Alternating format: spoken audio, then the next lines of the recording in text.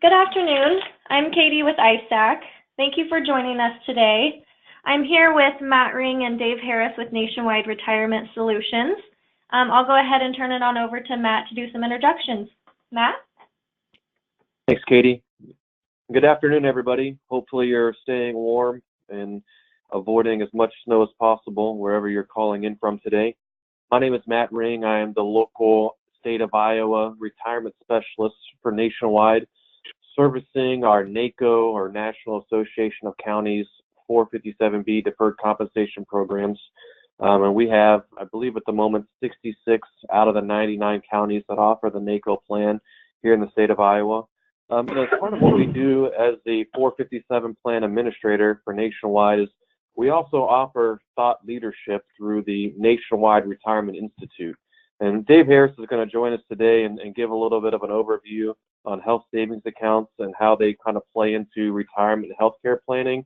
You may recall some of our presentations in the past have covered such things as Social Security, healthcare costs, Medicare planning, and things like that of that nature.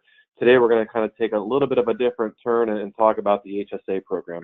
So at this point, I'll hand it over to Dave. And real quick, if you have any questions throughout the conversation, feel free to place that into the chat window of your panel there on the computer. And then depending on how much time we have left at the end of the presentation, we'll be able to answer your questions or maybe respond back to the group after today's call with answers via email. Go ahead, Dave. Thank you. Wonderful, Matt. Can you hear me okay? Yes, sir. Wonderful. Matt, Katie, thank you so much for the time today. Everyone, thank you for taking the time to be on the call. Like you heard, I'm Dave Harris. I'm with the Nationwide Retirement Institute. This is actually the beginning of my 21st year with Nationwide, and actually the 20th year that I've spent really studying retirement income planning. So I graduated from Ohio State, finance degree, very interested in investing and helping people prepare for and then live in retirement. And it was so funny because during my entire collegiate career, at the very beginning of my time working at Nationwide and around investments, everything that I had focused on, maybe for the first 2 years, was all on accumulation. And then, the 4 years of college, really 2 years of that was focused on investing. And that was still, again, all on this idea of accumulation.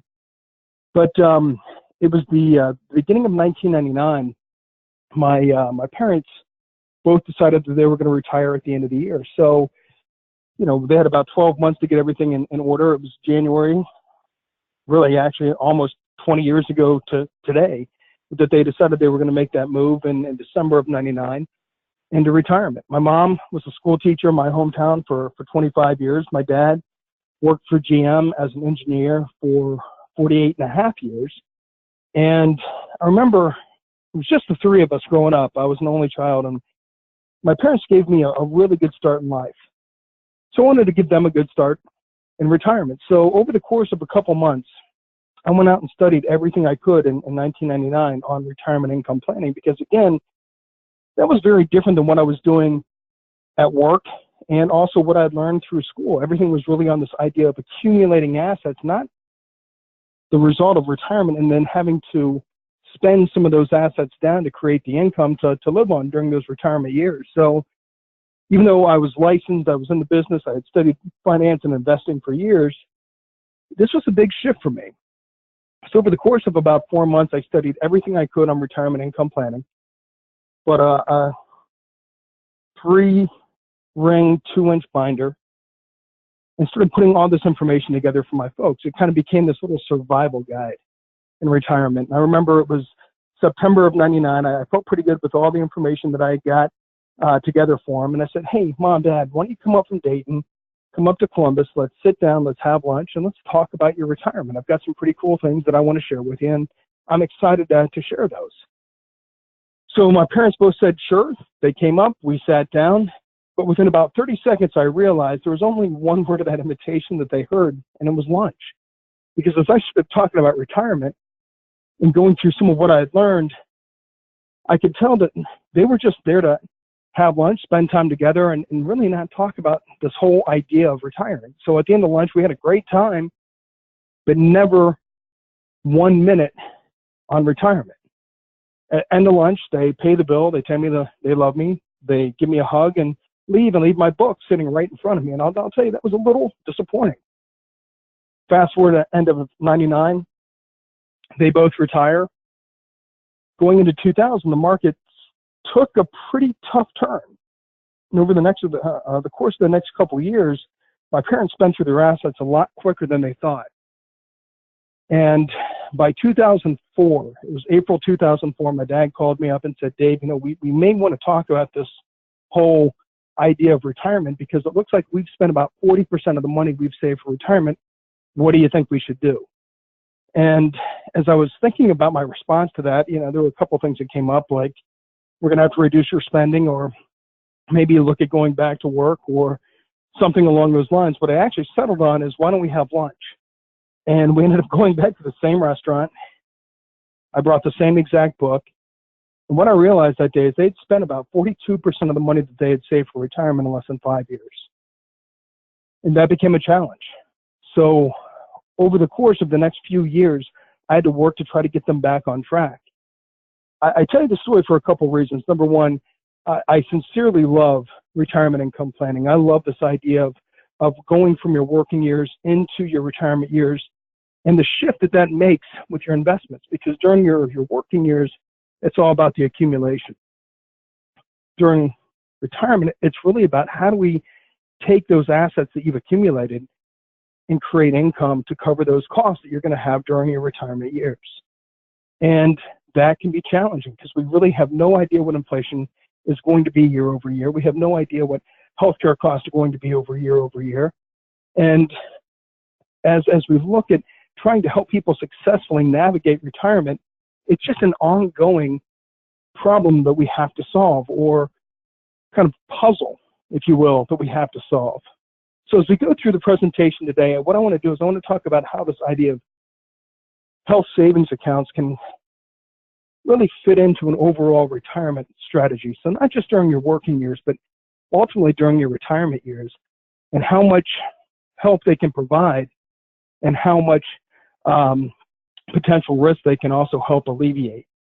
So as we start getting into our topic today, one of the biggest things that I want to start with is, when you start thinking about outcomes and you start thinking about setting goals for yourself, so it could be living in retirement, but when we started studying this whole HSA account type of topic, and really retirement income planning as a whole, one of the things that I was trying to do at that point in time was I wanted to do a triathlon.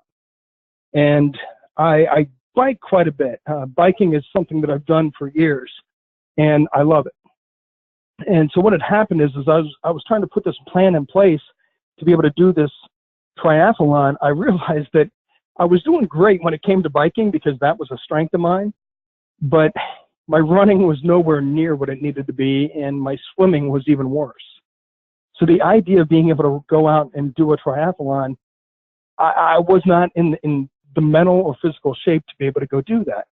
So I made a choice, and my choice is I'm going to do a 100-mile bike ride as opposed to doing the triathlon. And I've done a couple 50-mile rides and all, but on this year I've got a 100-mile ride that I've actually signed up for. One of the things that we found is a lot of times this is the same way people look at retirement.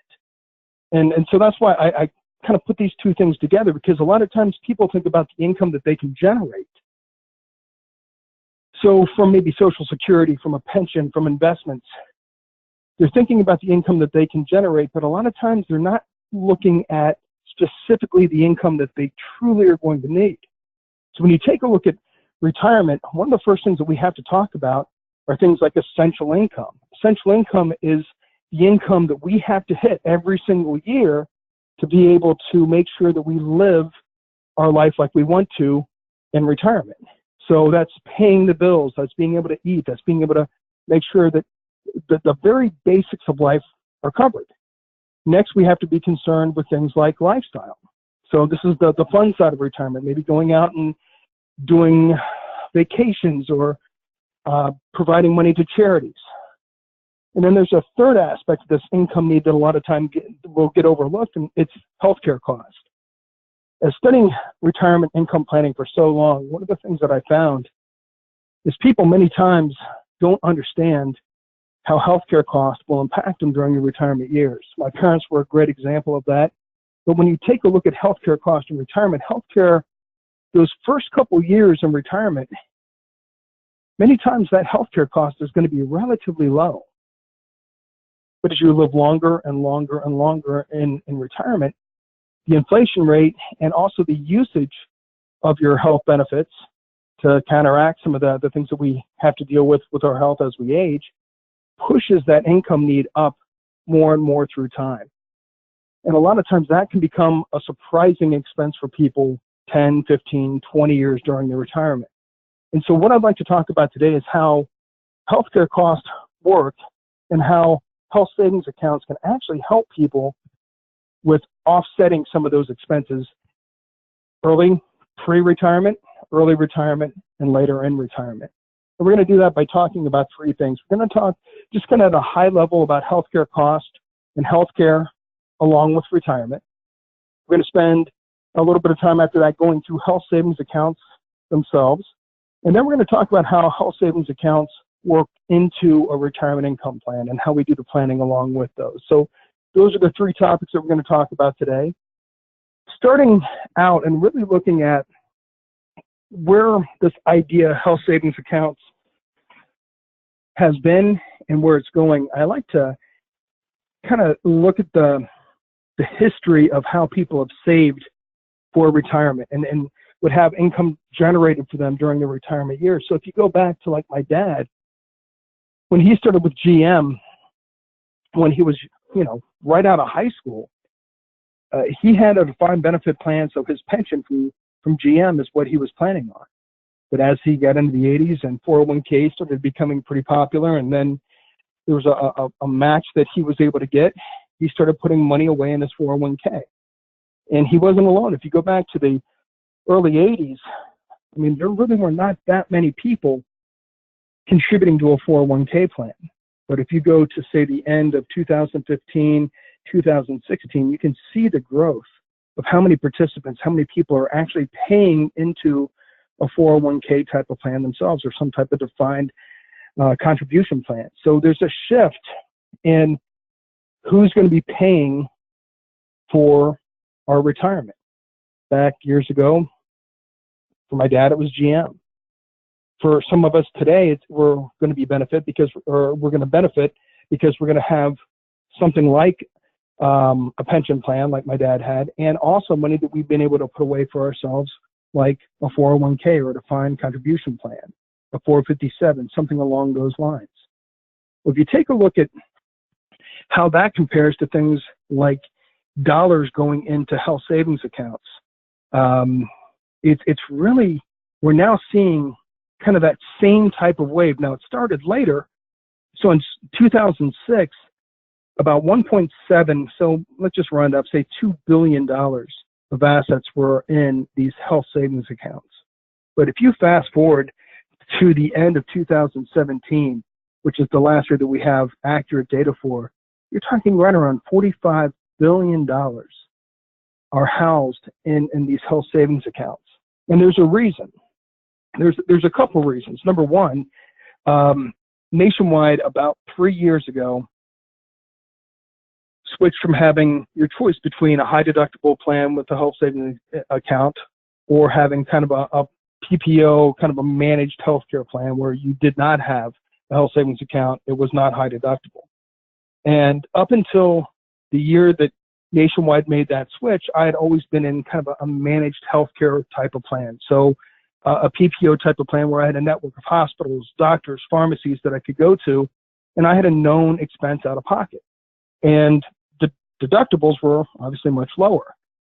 Once Nationwide got rid of that plan, in the very first year, about 6 months into having a high deductible plan with a health savings account, so I'd been contributing into a health savings account for about 6 months, I ended up having my back go out, and I went down about 13 steps. And obviously, was hurt, had to go to the hospital, the whole 9 yards there. And I remember using the money from the health savings account to offset that expense. Now,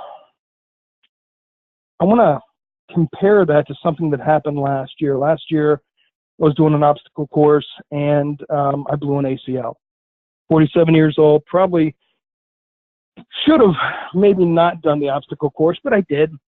And going out and doing the obstacle course, blowing the ACL, having to go get surgery, I remember I was all set and ready to go in for the outpatient procedure.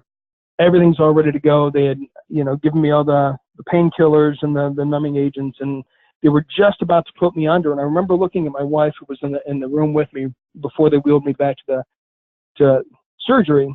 I remember looking at my wife and I said, no matter what we do, remember, do not use the health savings account.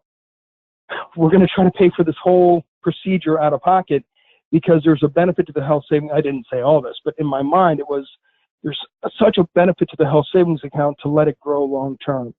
And as we go through the presentation, that's really one of the things that I want you to understand, because quite frankly, right before surgery, I probably shouldn't have had that in my head, but that's the first and foremost thing that I was thinking about is, let's try not to use the health savings account, because there's such a benefit to letting this money grow again long term, and the ways that I can use that for my family in retirement. If you take a look at what we were talking about just a second ago, I'm not alone. You're seeing so many people just like what I've experienced. Up until years ago, you really had kind of that managed healthcare. It could be an HMO, it could be a PPO, but that managed network of hospitals, doctors, pharmacies. And with that, a lot of times what you would end up getting is you would have maybe one or two plans that you could choose from. You had relatively low deductibles compared to the high deductible plans, but not a lot of options between what you could choose. A lot of times you would end up getting a flexible spending account, and this is the money that you would put into the account. You'd be able to put it in without being taxed on it, being able to take it out, but you had to take it out during that calendar year or those dollars would disappear. And a lot of times people still have that same idea as we get into things like health savings accounts. And I want you to put a very big line in between these two. The flexible spending accounts, you do have to use within the calendar year of which you've had the money taken out. A health savings account is not that type of vehicle. That is something that you can have long term, and it can become another investment vehicle for you to be able to utilize during your retirement years. So as you look at kind of this continuum on the slide, on the screen, you've gone from kind of that idea of you have a few choices, not a lot of benefit to maybe the flexible spending accounts overall, because again, they have to be used relatively quickly. And then as we start to go down, you're going to see, as we start to move right on the slide, there's more and more options. Yes, there can still be the flexible spending accounts, but now maybe you have a health reimbursement account from your employer, and we'll talk about that here in a couple minutes, and then health savings accounts. And then as we get into this whole idea of defined contribution healthcare, much like a 457 or a 401k, there are a lot of different options. And this is something that once people understand the benefit of going this way, you find a lot of times people will opt to do this, even if they have a choice between going through something more traditional like an HMO, PPO, managed care, along with having something with a high deductible type plan. Now, if you take a look at today, well, as of 2017, end of year, you're going to have the managed healthcare, like a PPO type plan, preferred provider organizations, managed healthcare. You've got still the largest amount of people in the U.S. utilizing those types of plans at about 43% of the population. But the area that is growing the quickest by far are these high deductible type of plans. So you can see about 43% of the population had the old school type plans, but 36% have gone more towards this high deductible type of an account with the health savings account attached to it. And as we start to see more and more organizations going this way, we have to make sure that people have a good understanding on why they would want to put money into a health savings account through a high deductible health plan, and why maybe they shouldn't touch it unless they have to. Kind of as going into surgery myself for the ACL, why I was so fixated on trying not to touch that money. And one of the reasons is, if you take a look, for an average family of four with a type of care like what I had in the past, the managed care, kind of that preferred provider type plan, PPO, back in 2001, a family of four, it would cost about $8,000 out of pocket all in. But if you go over and you start to look at the expense here today, I mean, it is obviously much higher. And you can see where, for many people, it can be $26,000, $27,000 out of pocket to have that type of health care now. And it's just one of those things that we see continually growing. And, you know, as I go out and I take a look at really what it takes to make it through retirement successfully, one of the things that I do look at is this healthcare cost in retirement. And one of the things that I found is that the average healthcare cost for somebody during the retirement years, their increase is going to be close to 6% every single year when you're looking at healthcare cost in retirement. And that can become relatively challenging for people, you know, 5, 10, 15, 20 years into retirement. So we have to be really cautious of how we're saving and how we're spending money during those retirement years. Now, one of the things that is causing people more stress today than really ever before is healthcare costs when it comes to pharmaceutical drugs. And if anybody's gone in for their annual physical, I just went into my annual physical here about a week ago. And going in, one of the things that I heard was, hey, you've had high cholesterol for about the past 15 years, but now you're starting to get high blood pressure. And it's something that probably has to do with diet and probably has to do with exercise, but it's also something my family has dealt with. Both of my sides of grandparents had it, both of my parents had it, and I knew at some point that it would be something that I'd have to deal with. But instead of going back and saying, hey, why don't you try to lose weight, or why don't you try to eat better, all of a sudden they're just saying, hey, we're going to add this additional pharmaceutical drug into what you're taking. So where last year I was taking one pharmaceutical drug, now I'm taking two. And we're seeing that is definitely something that's happening for people just across the U.S. And with that, many times it can be relatively challenging, as especially as we get into our 60s, 70s, 80s, and hopefully our 90s. So it is something that we have to take seriously. These expenses really continue to go up every year, and most definitely, especially when you're looking at pharmaceutical drugs. Now, one of the things that we have to think about is, if you're say a 65-year-old couple, if you're going to have maybe a 20-year retirement, so 20 years living in retirement, husband and wife in the situation, we can find that the average cost out of pocket for healthcare all in, this is not including like a long-term care type of a need, but for just healthcare, it can run anywhere from about $240,000 out of pocket to about $350,000 out of pocket. And I remember as I was helping my parents, and in 2008, my dad, working for GM, when GM restructured, he lost his medical benefits going into 2009. And I started doing a lot of studying on Medicare and healthcare cost and retirement. And one of the things that I found is, you know, for my parents, it was probably still going to run close to $150,000 out of pocket for their healthcare through what we were expecting their, you know, life expectancy was going to be. And quite frankly, at that point in time, they didn't have that much in their accounts, because at this point they'd been in retirement going on 10 years. They had that drop early on with the markets in 2000, 2001, 2002. And I remember seeing that through the eyes of my parents and through the eyes of their accounts, and really getting concerned.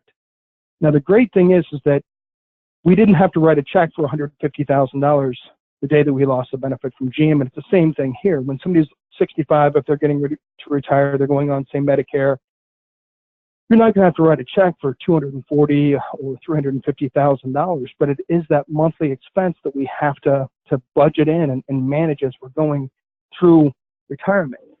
So we have to take all of that into consideration. A lot of times what I find is that people are concerned about not having enough potential income down the road. So as they're getting into their 70s and their maybe early 80s, you find there could be a time where you have an unplanned medical expense. Maybe it's a heart issue, maybe it's something else. And we find that a lot of times people are in a situation where that can be threatening to their overall retirement income plan. And that is something that the more we can plan appropriately ahead of time, the better. And quite frankly, the better the results will be. And quite frankly, that's where this idea of health savings accounts come in. When you take a look at health savings accounts, the big thing is that they're used and available in conjunction with the high deductible health plan. So with the PPO or the managed health care, like we were talking about before, which again, 43% of the population are using, they don't have access to a health savings account because you have to have a high deductible health plan to even have access to some type of health savings account. Now, once you have that high deductible plan, what ends up happening is you put the money in, you select how much money you want to put into the health savings account for the year, and then what ends up happening is you receive either like checks, or what I get from the company that we have through Nationwide is I get, it's basically a debit card. And I can go out and I can check the balance of what's on there at any point in time. And as long as I'm using this debit card for a qualified healthcare expense, basically what's happening is I'm not having to pay any tax on those dollars. It's really the only thing that we know of that is triple tax free. And I'm going to explain a little bit more about that as we go through the presentation, because triple tax free means that the money you put into the health savings account. So we have access to a high deductible medical plan. So we choose that, or maybe that's like we have at Nationwide, the only choice that we have.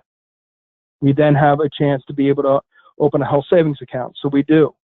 The money that goes into the health savings account is going in without any tax coming out. So it's a tax-free investment to go into this account. Many of the health savings accounts can either be invested in investments or in plans that can actually have like an interest rate paid to them, like a checking or a savings. So you get the growth tax-free as well. And when you take the money out to use towards that qualified health expense, it comes out tax-free. So in this situation, what you have is it's triple tax-free, which again, there's no other investment out there that can really do anything like that. The great thing is there's no income minimums or limits.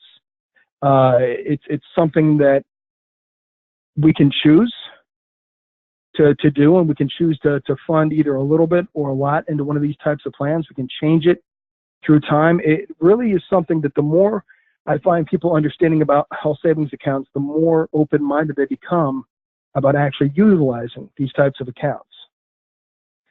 Now, as I've said a couple times, to be able to actually be eligible to have a health savings account, you do have to have a high deductible health plan. So if you have a high deductible plan and you are not covered by anybody else. So in this situation, I have a high deductible plan and I have 2 children, I have a wife. None of them have any insurance outside of what I provide to them. What ends up happening is everybody, all 4 of us, we can use the money from my health savings account. Again, it's triple tax free, and we can use that to pay for our medical bills as we go through a year. But say my wife would go back to work outside the home, and if she had her own health plan and it was not a high deductible plan, she would not be able to participate in my health savings account. She would not be able to have anything specifically for her within my plan. Same thing with, say, my children graduate and they go on into high school, or from high school into college, and then obviously into the workforce. If they get off of my insurance, again, they cannot be a part of my plan. So it is something that you really can be covered nowhere else other than one plan, high deductible plan.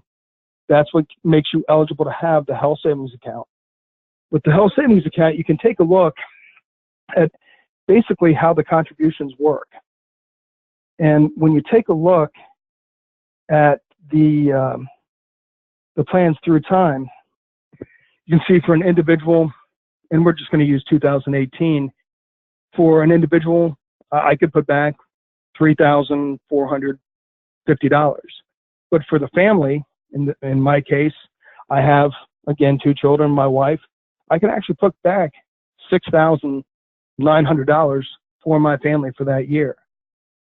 Once I reach 55, I would be able to, as long as I was eligible for the entire year. So with Nationwide, nothing's changed. I've been eligible for years, and as long as nothing changes, for that whole year, once I reach 55, I would be eligible to put another $1,000 in for myself. It's a catch-up contribution is what it comes down to. My wife, she could do the same once she reaches 55, as long as, again, nothing has changed for her. And when it comes down to deductibles and all with the high deductible plans, for a family, it at least has to be $2,700 is what the health high deductible plan needs to be. Out of pocket, maximums you can kind of see here as an individual and as a couple or a family, $6,650 for an individual, or $13,300 for a family is the maximum out of pocket type of spend. So you can see that there is some range there, but the reality is that if you have a high deductible health plan and it falls in between the minimum deductible and the out of pocket maximum, you now have access to be able to sign up for a health savings account. With the health savings accounts, one of the other things we want to think about is, what is a qualified medical expense? Now, I'm not going to spend any time here on the qualified. I'm going to show you actually on the next screen what is qualified. I'd actually, on this screen, I want to spend a couple minutes just talking about what's not qualified. So in this situation, not qualified would be things like Medigap premiums. So with Medicare, what's going to happen is if you sign up for Medicare, you're going to have Medicare Part A, which is allowing you to go to the hospital. If you've worked and paid into Medicare for at least 10 years, or your spouse has, there's no premium to pay to have Medicare Part A. Medicare Part B is that basic insurance, and that for most people costs about $130 to $150-ish per person per month to have Medicare Part B. But there are copays and deductibles left beyond that. Both with Medicare Part A and Medicare Part B, you can use your health savings account with those deductibles, but some people would rather have an additional plan, so a Medigap plan. There are 10 Medigap plans that are out there. They are identical in their coverage state to state, county to county across the U.S. Some are less expensive to have, more expensive when you use, and some are just the reverse. But of these 10 plans, you cannot use your health savings account to cover those premiums. And that's one thing that I find a lot of times people are surprised by. It's just a part of how the plans are set up. Also, things like cosmetic surgery, funeral expenses, those are things that really do not have access to health savings account dollars. When you take a look at what does qualify, a lot of times people are really surprised by what all is covered. Things like acupuncture, ambulance services. Another thing with Medicare, a lot of times the ambulance trip is not covered. And I know for my mom, every time, and unfortunately both of my parents have passed now, but the last couple months of my mom's life, she had to go to the hospital 5 different times, and every time she went, it was a $500 expense. And with that, if we had a health savings account, we could have used the dollars in there to help cover some of that expense. Things like COBRA, obviously doctor fees, but dental treatments as well. Surgery. So again, for me, doing the outpatient surgery for the ACL, I could use my health savings account for that. And like I said, I'm hoping not to, but could be one of those things. So if you're thinking about health savings accounts during your working years, it can truly help. When you think about maybe being able to save some, or even, if possible, all of that money throughout a year, maybe some of the years that you're more healthy, those dollars can come in very, very handy down the road, especially once you get into retirement and will most likely need more health care. Now, the way that the triple tax-free works, and I know that we've kind of talked about this just a little bit, but I like the visual here to be able to help people understand kind of how the flow works here. So what you have is you have the employer, many times they put some money in for the employee to the health savings account. You have the employee, and you may even have other people in the family contributing into your health savings account. So you have the deposit, so the money going into the HSA. Then what you have is you have the growth. So again, this could be investments, it could be interest like a savings account. The HSA grows through time, and then once you reach your withdrawal phase, you can actually access that money. So at any age, a qualified medical expense, you have no issue. No matter what your age is, there is no tax that you will have that you will be worried about. Triple tax free. After the age of 65, there are 65 and older, there are other ways that you can use these dollars. And when you think about it, again, there's no other vehicle out there that is triple tax free. And we're going to talk a little bit about different types of IRAs and qualified plans, which are tremendous and wonderful vehicles to save. But this really is the only one that gives you triple tax free as far as putting the money in, allowing the money to grow, and then taking the money out for a qualified expense. And when you see the value behind that, it can provide so much, again, for you today, but especially long term.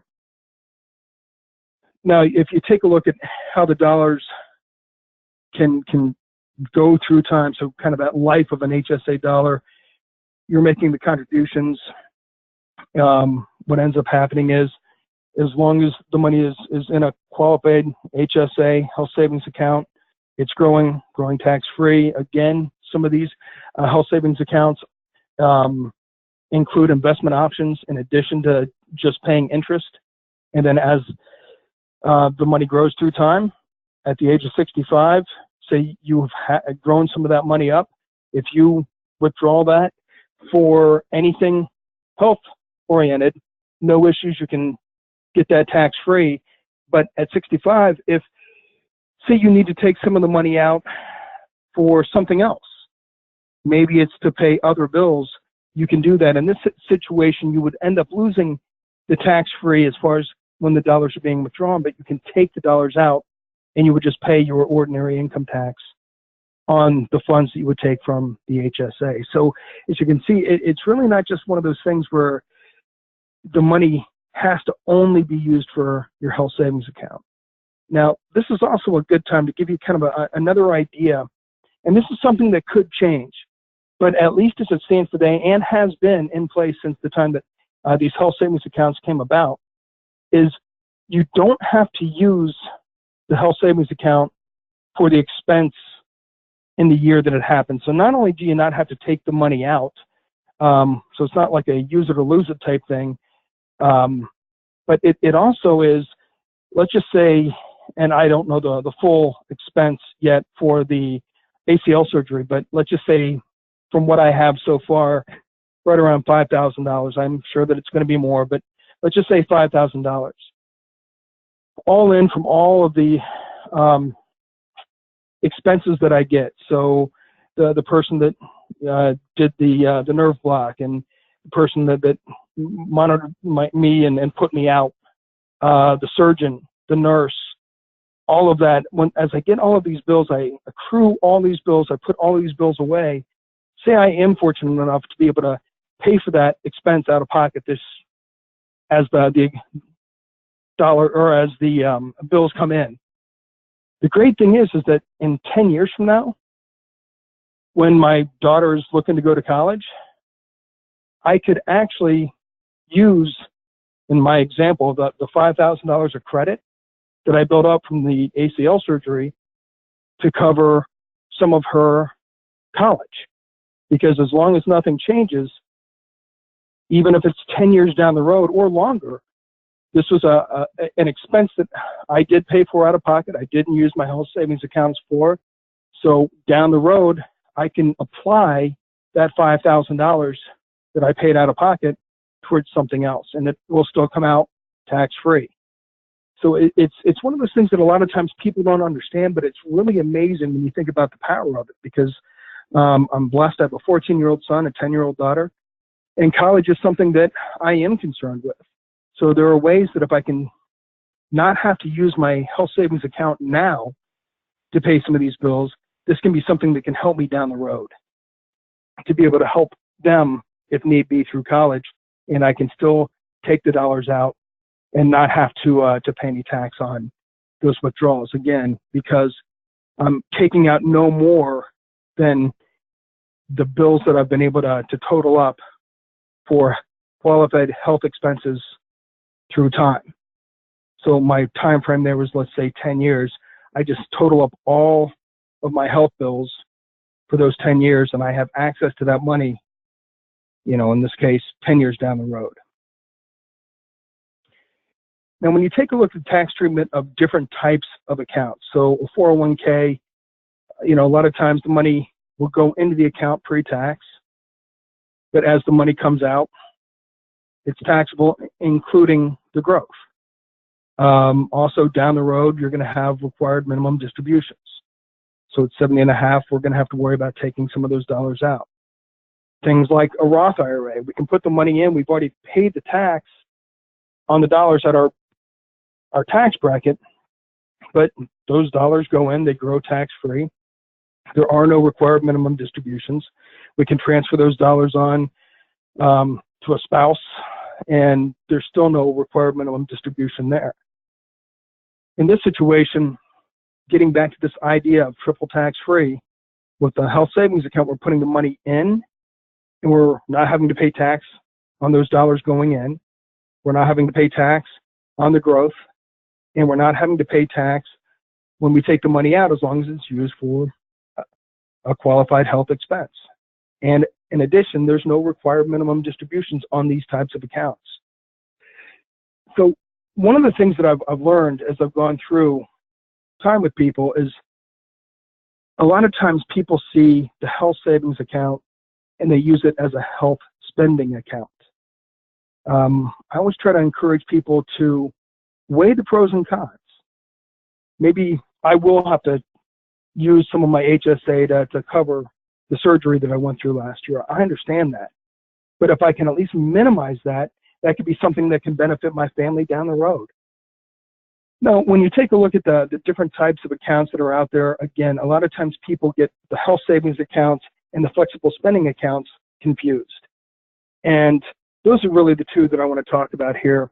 When you're taking a look at the contribution limits, you can see kind of the health savings account anywhere from the $3,450 up to the $6,900, plus you have the catch-up provision once you reach 55. The flexible spending accounts, you can see what the contribution limits are there. The individual $2,650 compared to the $5,300 for a family. You can see who can contribute. So again, you've got the employer, you've got the employee. Who owns it? This is a big difference. So when you take a look at who owns the health savings account, it's you. When you're looking at a flexible spending account, it's actually the employer. Again, you have different options as far as investments go, and the growth with a health savings account is tax-free. Again, it could be an investment account, or it could be something that just creates income with like interest rate for like a savings type account. And there are also rollover possibilities, and there's no limits. There's no time limits. There's no dollar limits. And you can see that you can actually, with the health savings account, since you own it, you have multiple choices here. If you would want to transfer it, say at one point in time, maybe you retire and then you go to work maybe part-time somewhere else and they offer a health savings account, you can transfer the dollars over to a different health savings account. You can allow those dollars that you had to continue to grow, and then you can keep contributing into that new account. You can do as many transfers as you want. There's no limit.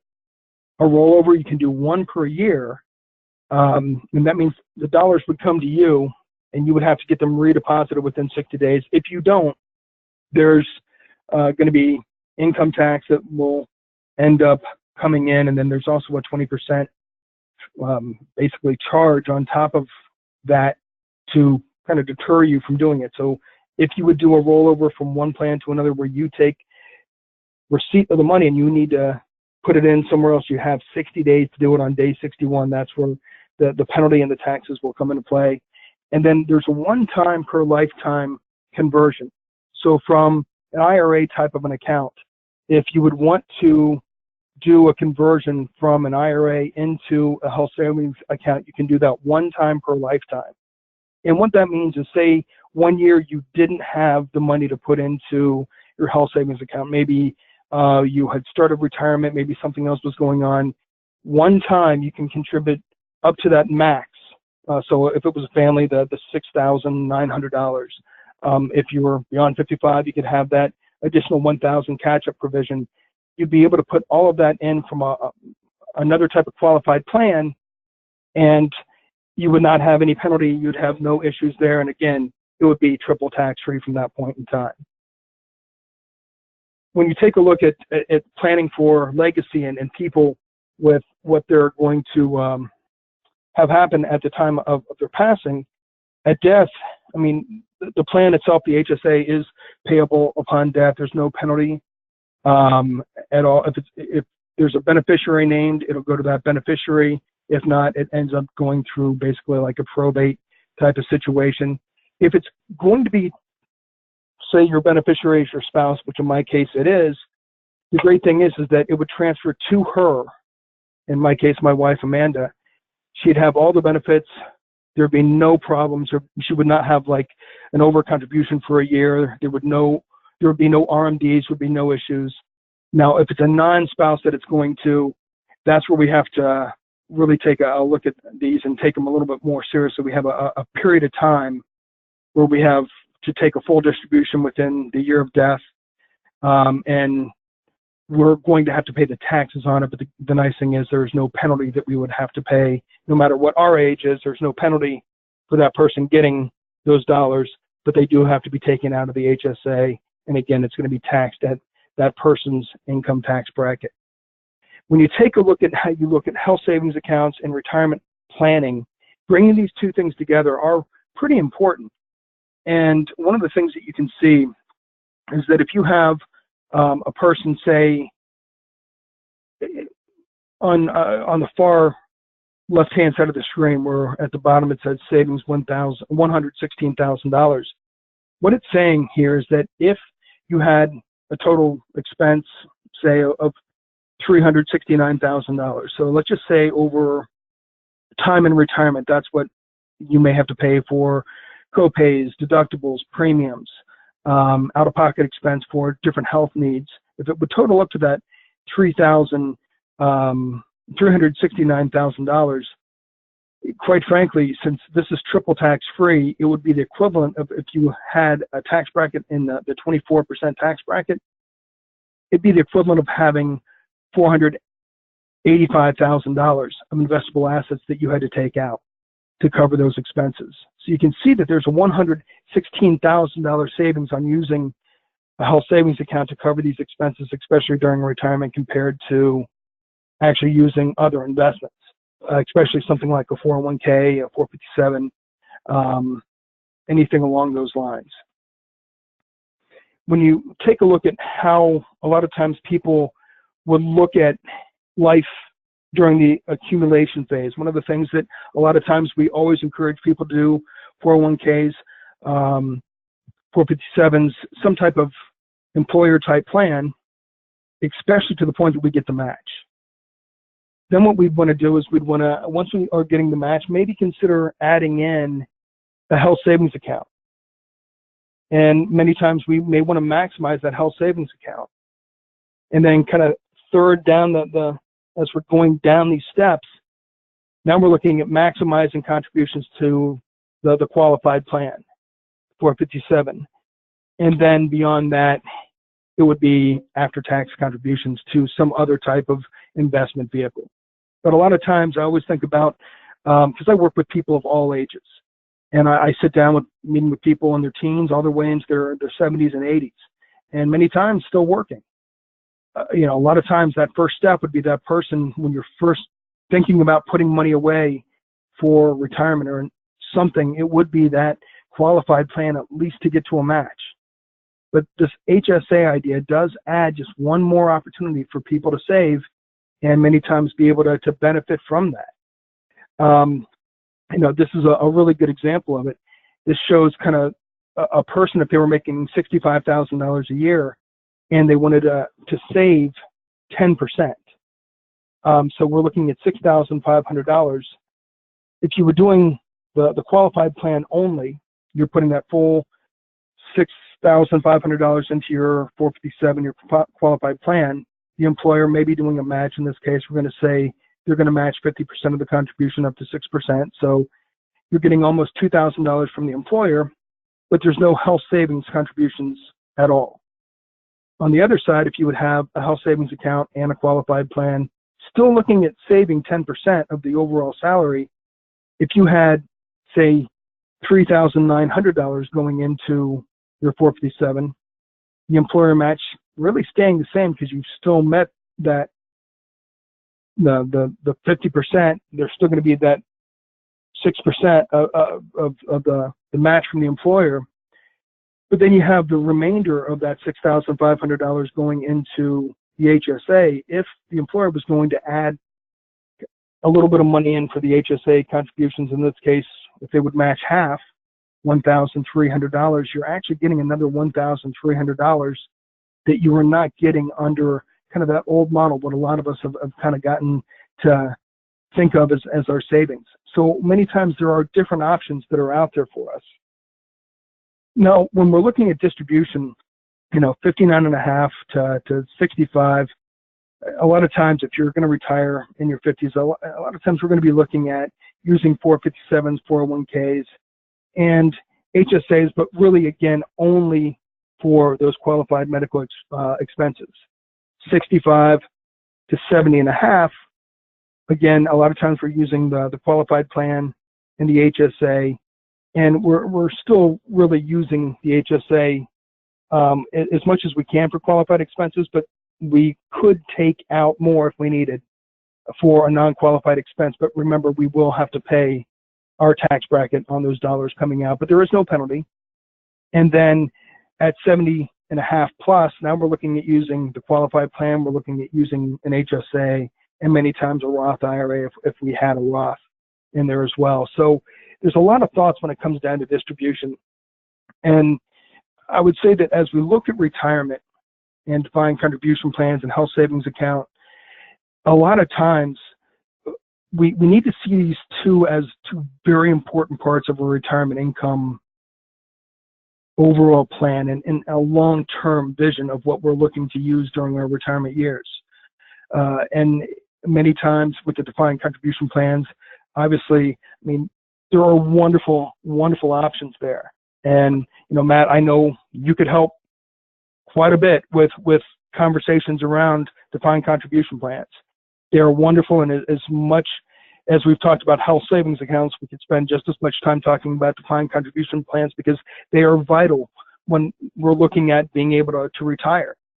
Getting that one more addition as far as options that we have when we're looking at saving for retirement, the triple tax-free is something that, again, is very unique. It's relatively new. The fact that there's no RMDs and no limits when it comes down to income, this can help people be able to provide just one more step at security when looking at retiring. So with that, one of the things that I know Matt was talking a little bit about, and I mentioned just kind of at a high level, with the Nationwide Retirement Institute, we have a lot of different tools. All of the tools that we have, you have access to, especially through Matt.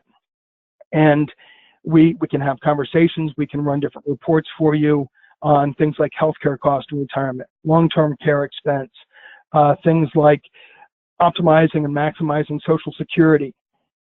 We have all different types of tools and programs that you do have access to. There is no charge to use any of this.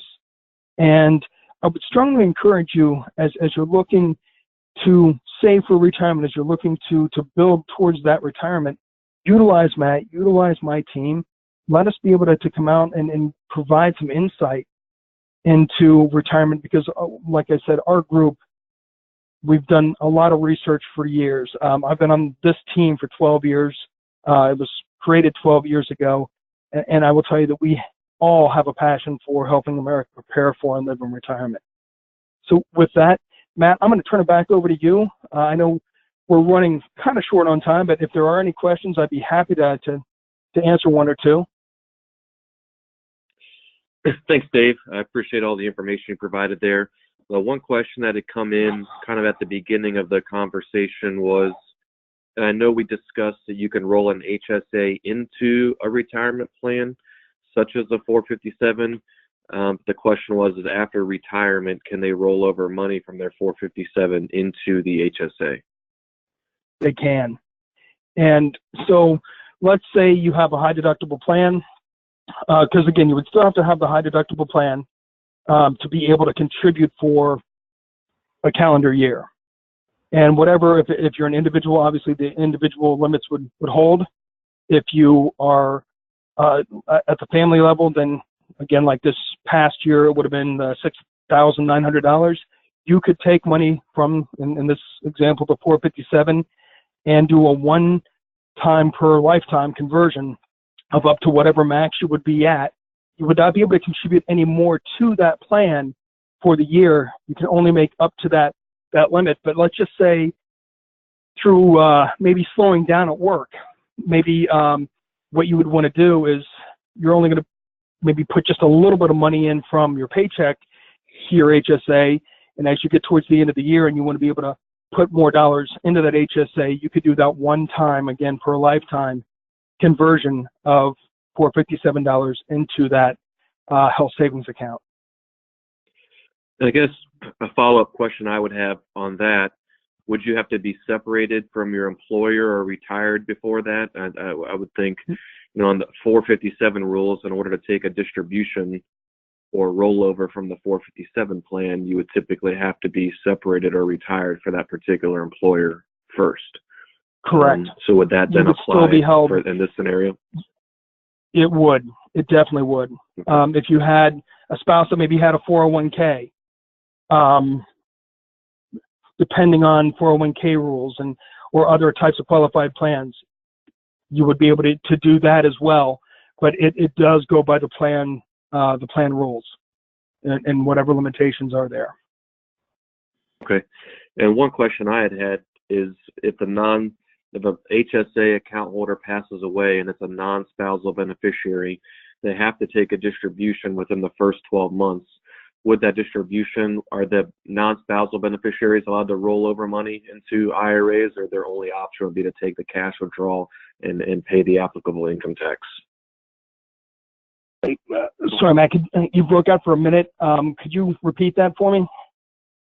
Yeah, would a non-spousal beneficiary be allowed the same rules in terms of rolling money over from an HSA into an IRA, or does that only apply to the account holder? Only the account holder and a spouse. Okay. If it was going to roll out to anybody else, that would not be allowed. Okay. It's taxable within that year, and it basically has to be cashed out. No penalty. Much like you. But just taxes. Okay.